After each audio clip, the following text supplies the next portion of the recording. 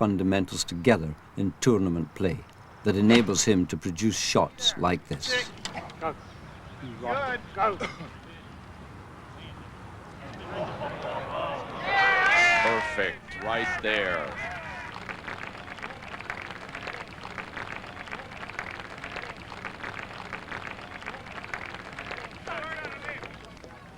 Quite lucky that my dad knows the game pretty well, and he really hammered it down to me that your fundamentals have to be right. And getting down to the bottom line is right. Without a good grip, good stance, good posture, good rhythm, you're not going to hit the ball anyway, and you're not going to hit it anywhere near your target. So, you know, there's one thing, practicing a lot, but you have to practice the right things, the right fundamentals, and you know, that's the only way you can really help your swing improve.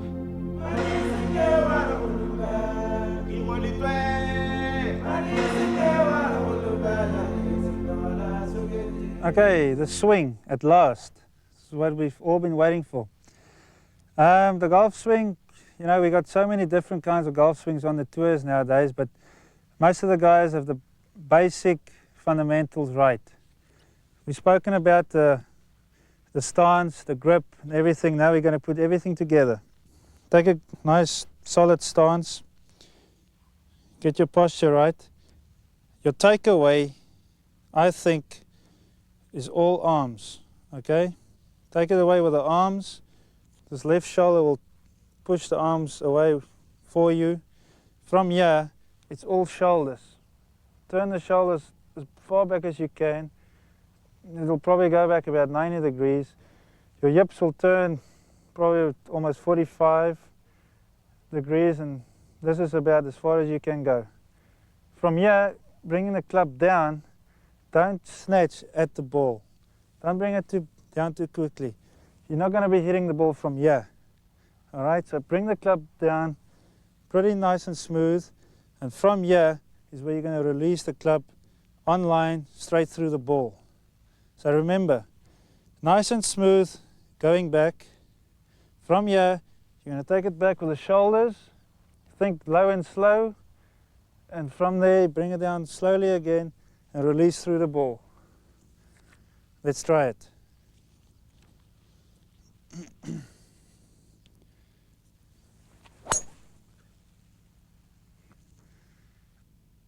Pretty straight and pretty far.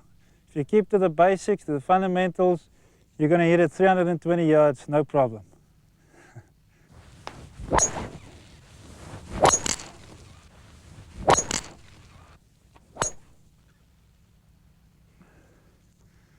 Right there, it's not too bad. A little bit wider today. You can see just ahead of Ernie how it bottlenecks in down to about 20 meters or so. So more target area here. Ernie's hit a very long drive here. It's only got 227 to the flag. He hit it 32 meters past John Cook. Got a 3-wood. If he really flushes this, he should just be able to reach.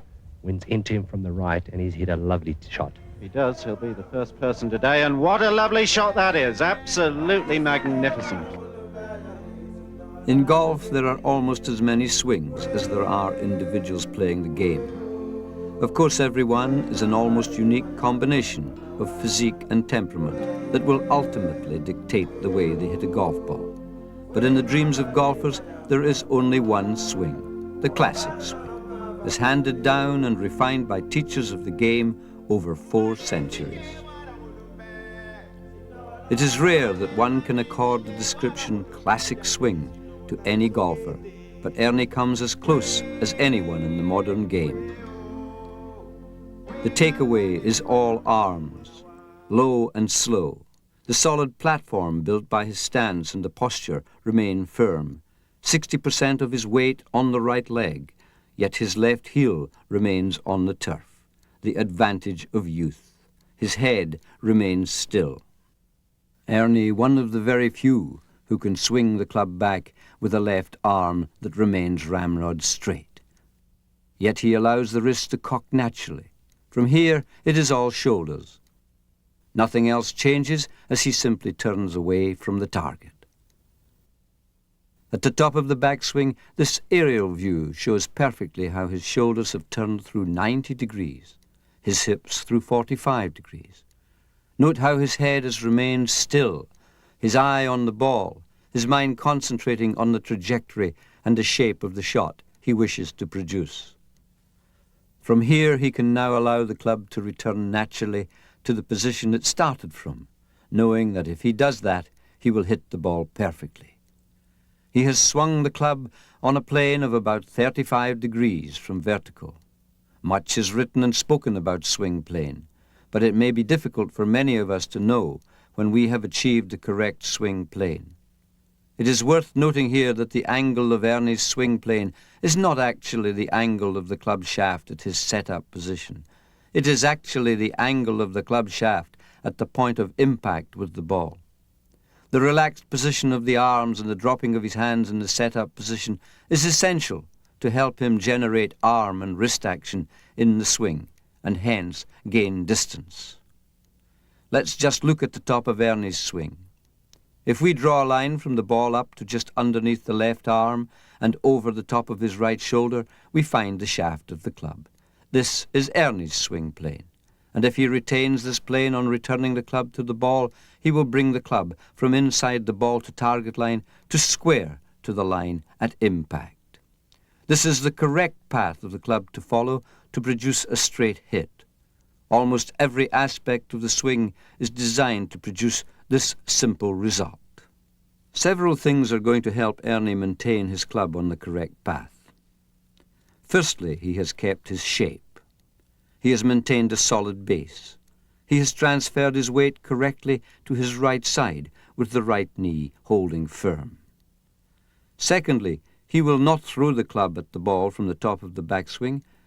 As Ernie says, the acceleration only starts about halfway down. Thirdly, Ernie effects a smooth transfer of weight from his right to his left side.